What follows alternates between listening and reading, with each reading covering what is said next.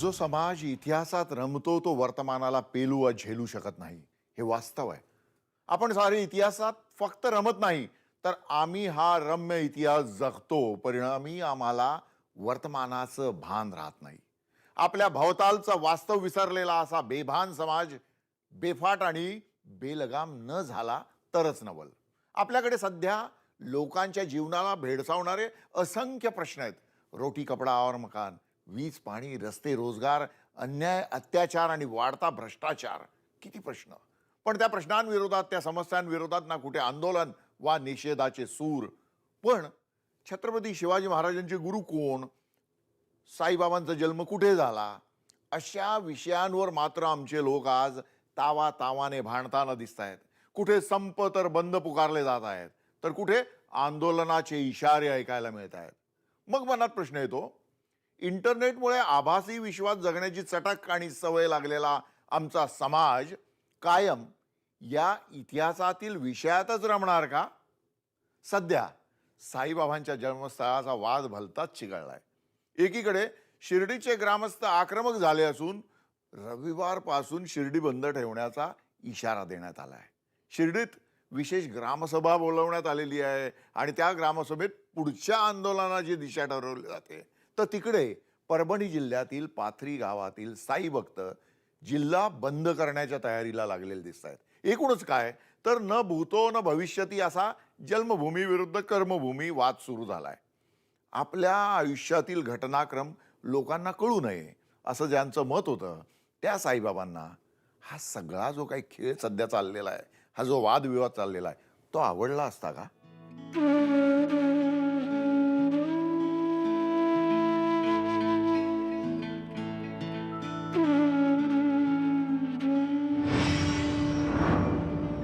पाथरी विरुद्ध शिर्डी हा संघर्ष तसा जुना नाही.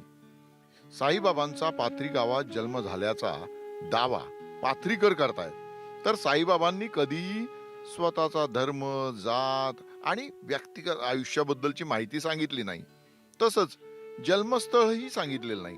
त्यामुळे पाथरीचे लोक साई भक्त आणि सरकारची दिशाभूल करत असल्याचा आरोप शिर्डीकरांनी केलाय. मुख्यमंत्री उद्धव ठाकरे यांच्या पाथरी विकासासाठी 100 कोटी रुपये देण्याच्या घोषणेने हा सारा वाद उफाळून आला. राज्य सरकारनं पाथरीचा विकास साई जन्मभूमी म्हणून करू नये यासाठी शिर्डी बंद ठेवण्याचा इशारा देण्यात आला. मात्र मंदिर आणि अन्नछत्र सुरू ठेवण्यावर साई संस्थांचं एकमत झालंय. जे साईचरित्र आपण पवित्र मानतो ते डॉक्युमेंट्स आहे, त्या साईचरित्रामध्ये सुद्धा बाबांच्या जन्मस्थळाचा उल्लेख नाही आहे, बाबांच्या जातीचा धर्माचा कुठल्या प्रकारचा उल्लेख नाही आहे. आमचं एकच म्हणणं आहे का महाराष्ट्र शासनाने त्या पाथरीला दत्तक घेतलं तरी चालेल, त्यांना सोन्याचं कंपाऊंड करून दिलं तरी चालेल, पण बाबांचा जन्मस्थळ पाथरी असा उल्लेख करू नये एवढीच माफक अपेक्षा आहे. धर्मकारण, अर्थकारण आणि राजकारण यांची नेहमीच एकमेकात सरमिसळ झालेली दिसते.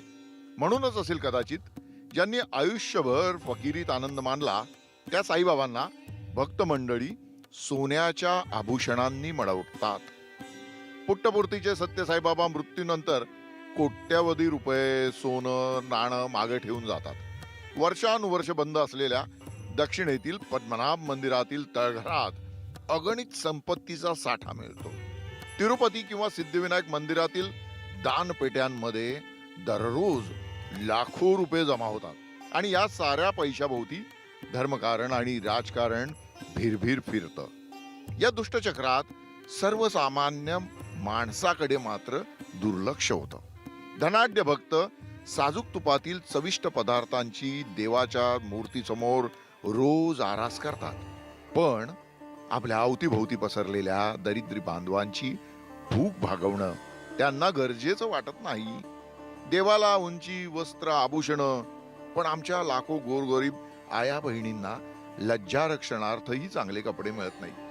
देवासाठी पायी चालणारे, तासन तास रांगा लावणारे आमचे मान्यवर लोक लोकशाहीतील मतदानाचं परम कर्तव्य बजावताना दिसत नाहीत. देशातील राजकारण्यांवर टीका करण्यासाठी हाच वर्ग पुढे असतो.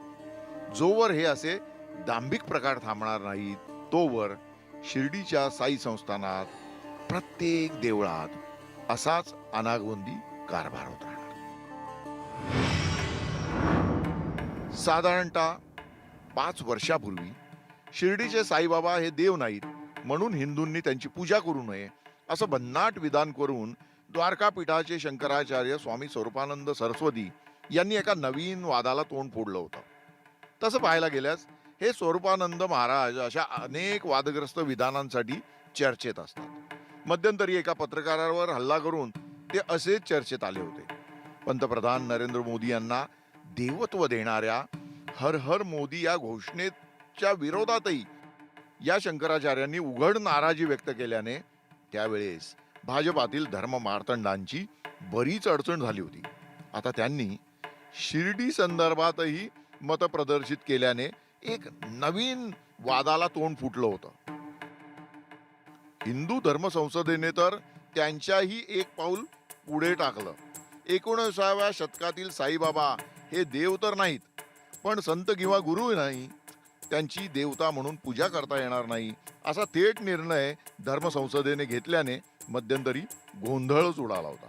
धर्मसंसदेचे प्रसिद्धी प्रमुख राजेश जोशी नामक व्यक्तीने यापुढे साईबाबा यांची देवता म्हणून उपासना करू नये असं घोषित केलं होतं. या बैठकीला त्यावेळेस 13 आखाड्यांचे प्रतिनिधी आणि अन्य धार्मिक नेतेही उपस्थित होते आणि त्यांनी मोठ्या लोकशाही प्रक्रिया मानत असल्याचं आवणून त्या चर्चेला शिर्डीच्या साईबाबा संस्थानलाही निमंत्रण दिलं होतं. मात्र संस्थानच्या वतीनं या बैठकीला कोणीच गेलं नाही. तरी साईबाबांची बाजू मांडण्यासाठी दिल्ली आणि अहमदाबाद येथील काही भक्त त्या बैठकीला उपस्थित होते. पण साई भक्त आणि आखाड्यातील साधू यांच्या चर्चा होण्याआधीच जोरदार वाद झाला. आखाडा प्रमुखांनी त्यांच्या स्टाईलने साई भक्तांना चक्क व्यासपीठावरून हाकलून दिले आणि चर्चा करून साईबाबा हे देव नसल्याचा ठराव मंजूर केला होता. हा इतिहास अगदी ताजा आहे.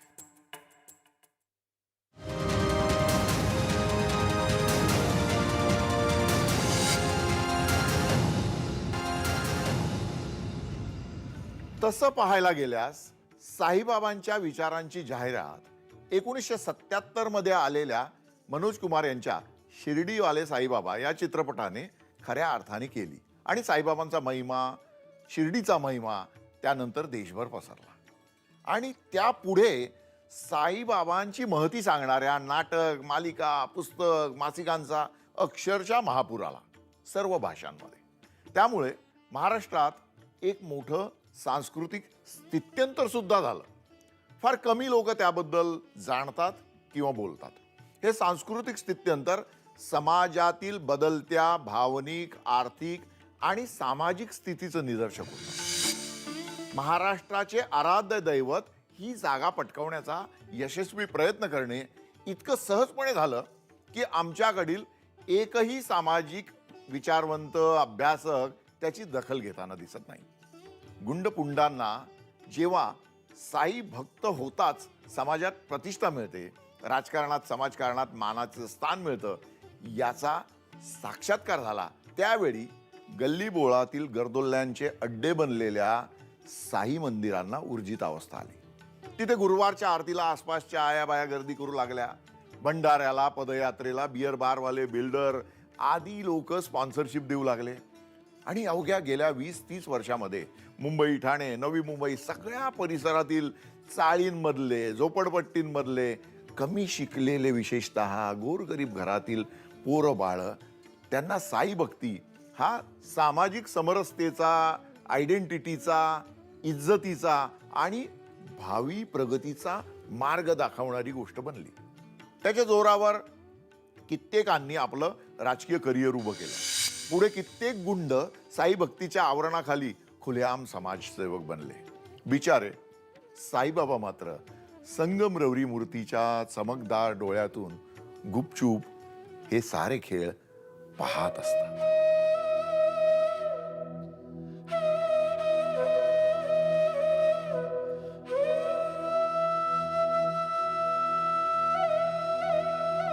धर्मसंसद असो वा स्वामी स्वरूपानंद आणि त्यांच्यासारख्या अनेक हिंदुत्ववादी धर्म मार्तंडांना शिर्डी स्टील साई मंदिरात दररोज वाढणारी गर्दी ही नेहमीच त्यांच्या डोळ्यात खुपत असते.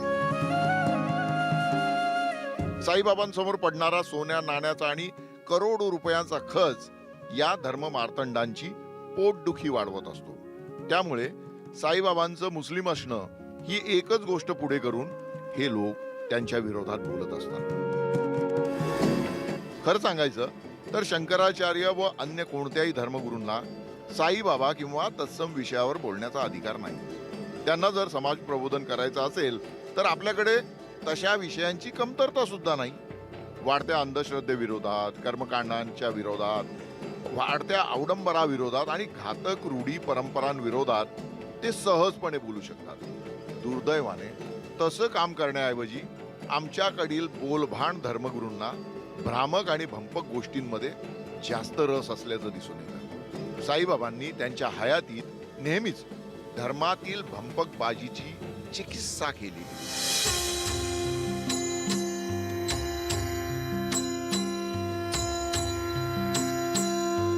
सामान्य लोकांनी श्रद्धा आणि सबुरी या दोन गोष्टी केल्या, या दोन गोष्टी अंगीकारल्या तर जगणं सोपं होतं, अशी साईबाबांची शिकवण होती. सबका मालिक एक है या सर्व धर्म समभाव सांगणाऱ्या तत्वाचा स्वीकार केला की मनातील द्वैत नष्ट होतं, असं साईबाबा सांगायचे.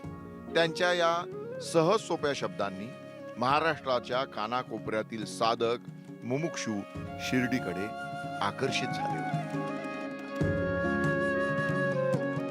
छानच वाटतं. शिर्डीला गेल्यावर पण छान वाटतं आणि इथे आल्यावर पण आम्हाला खूप छान वाटतं. आम्ही बऱ्याच वर्षापासून इथे येतो. आमची खूप श्रद्धा आहे इथे आणि दोन्ही मिळून असं म्हणजे काहीच वाटतच नाही. चांगलं दोन्हीकडे पण आम्हाला दोन्ही असा वाद करूच नाही काही. त्याच्या शिकवणीवर आपण चालत नाही किंवा त्यांनी जे आचरणात आणायला सांगितले, त्यांनी त्यांच्या जीवनामध्ये जे आचरण केले, दुसऱ्यांना सर्व गोष्टी उपलब्ध करून दिल्यात, पण त्याचा काय उपयोग जर भक्तच जर असा करत असेल तर. अल्लाह मालिक है असं सांगणाऱ्या साईबाबांच्या दर्शनाला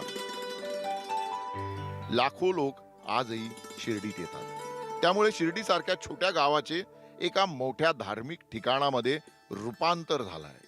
जे स्थान 100 वर्षापूर्वी पंढरपूरचं होतं ते आता शिर्डीचं आहे. म्हणून तेथील प्रत्येक घडामोडीकडे अवघ्या महाराष्ट्राचं नव्हे तर देशाचं लक्ष लागलेलं असतं.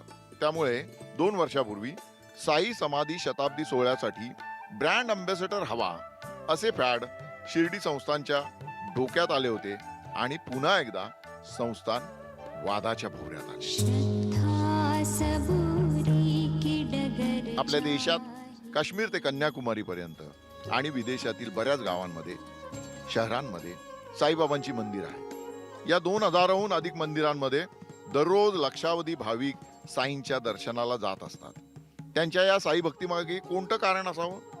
साईबाबांचं अवघं आयुष्य साधेपणा, सच्चेपणा आणि चांगुलपणाच्या प्रचार आणि प्रसारासाठी वाहिलेलं दिसतं.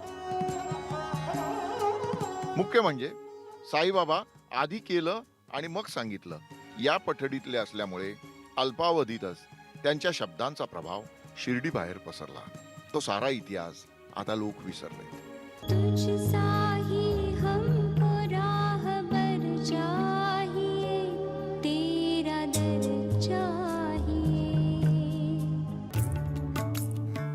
साधारणतः 1858 मध्ये अहमदनगर जिल्ह्यातील शिर्डी या आडवळणाच्या छोट्याशा गावात साईबाबांचं आगमन झालं. एका लग्नाच्या वराडासोबत शिर्डीत आलेल्या 16-17 वर्षाच्या तरुणाला खंडोबा मंदिरातील पुजारी म्हाळसापती यांनी आहो साई अशी साद घालून बोलावलं. तेव्हापासून साईबाबा हे नाव शिर्डीच्या नावाशी एकरूप झालं. सुफी संप्रदायामध्ये पीर फकीरांना साई नावाने संबोधण्याची परंपरा आहे. पण साईबाबांच्या संपर्कात आलेल्या बहुतांश हिंदू भक्तांनी सा ई या शब्दाची फोड सा म्हणजे साक्षात, ई म्हणजे ईश्वर अशी केली असावी.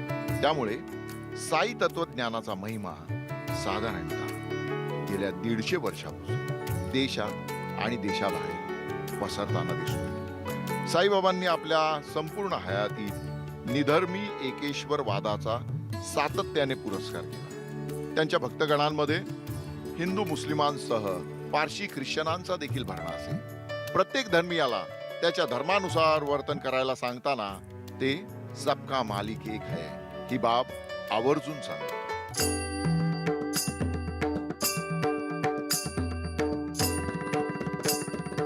आपल्या जीवनामध्ये यशस्वी वाटचाल करण्यासाठी श्रद्धा आणि सबुरी या दोन गोष्टी खूप महत्वाच्या आहेत असं साईबाबांचं सांगणं असे. त्यांच्या या विचारांना माणुसकीची जोड होती. ते स्वतः भुकेल्याला अन्न द्यायचे, आजारी माणसांना बरं करण्यासाठी झटायचे. कोणत्याही प्रकारच्या अडचणीत असलेला माणूस आला की त्यांचं हृदय कळवळून उठायचं आणि सगळ्या माणसांनी असंच वागावं आणि मानवतेला धरून जगावं असा सहज सोपा माणुसकीचा धर्म साईबाबांनी सांगितला. म्हणून आजही जगभरातील लोकांना साईबाबा आपले वाटत असावे.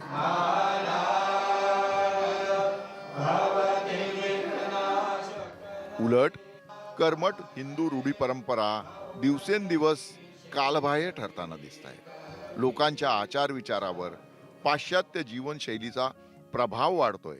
हे सगळं ठाऊक असतानाही शिर्डीच्या मार्केटिंगचाच जर विचार होणार असेल तर साईबाबांच्या तत्वज्ञानाचा प्रचार कोण करणार?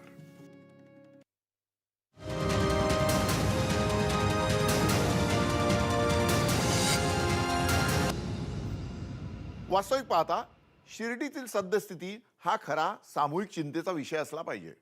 देशात तिरुपतीच्या बरोबर सर्वाधिक आर्थिक कमाई असणारं शिर्डी संस्थान हे कधीतरी कुणीतरी खालसा करण्याची आवश्यकता आहे.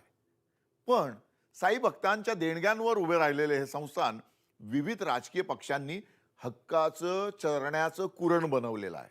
या राजकारणी लोकांनी भक्तांच्या देणग्यांतून जमा होणाऱ्या निधीवर आपले पहारेकरी बसवण्याची परंपरा निर्माण केल्यामुळे विश्वस्त म्हणून जे काय असतात ते देवाच्या चरणी वाहिलेला पैसा क्वचितच कारणी लावताना दिसतात.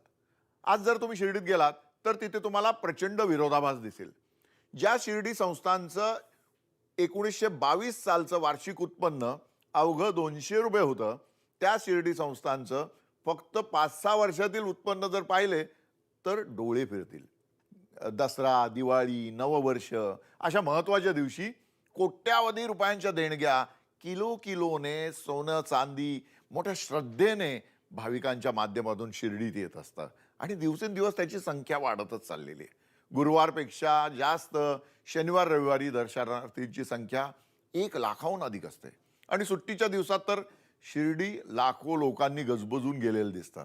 पण तरीही या शहराच्या एकूण व्यवस्थेकडे कुणाचंच लक्ष नाही. दिवसेंदिवस शिर्डी बकाल आणि भकास होत चाललेली आहे. नगर विकासाच्या साऱ्या संकल्पना पायदळी तुडवल्या गेल्या असल्यामुळे तेथील पायाभूत सुविधा या पूर्ण कोलमडून गेलेल्या दिसतात. रस्ते जवळजवळ नसल्यासारखेच आहेत. सार्वजनिक स्वच्छतागृह किंवा शौचालयांची सर्वत्र दुरावस्था झालेली दिसते. बाई बाटली जुगारापासून जगातील सगळ्या अनैतिक गोष्टींचा बाजार शिर्डीच्या रस्त्यांवर मांडलेला असतो. दानपेटीवर नजर ठेवून बसलेल्या संस्थानाधिपतींना मात्र या मंदिराबाहेरील दुरावस्थेची चिंता नसते. ते सारे मग्न असतात व्यावसायीकरणाच्या एक कलमी कार्यक्रमात. जेवढे जास्त उत्पन्न मंदिराला मिळणार तेवढे पैसे खाण्याची संधी जास्त, असा या विश्वस्त मंडळींचा विचार असेल. त्यामुळे लोकांना भुलवण्याचा आणि पैसे कमवण्याच्या नवनवीन शकला लढवल्या जातात आणि तिथे अडथळा आणण्यासाठी कोणी पुढे आलं तर हे शिर्डीचे सारे दुकानदार मोठ्या त्वेषाने पुढे येतात. मुख्यमंत्री उद्धव ठाकरे यांनी पाथरीच्या विकासासाठी 100 कोटी रुपये देण्याचा जो निर्णय घेतला त्यामुळे हा धंदेवाईक वर्ग सगळ्यात जास्त आक्रमक झालेला आहे.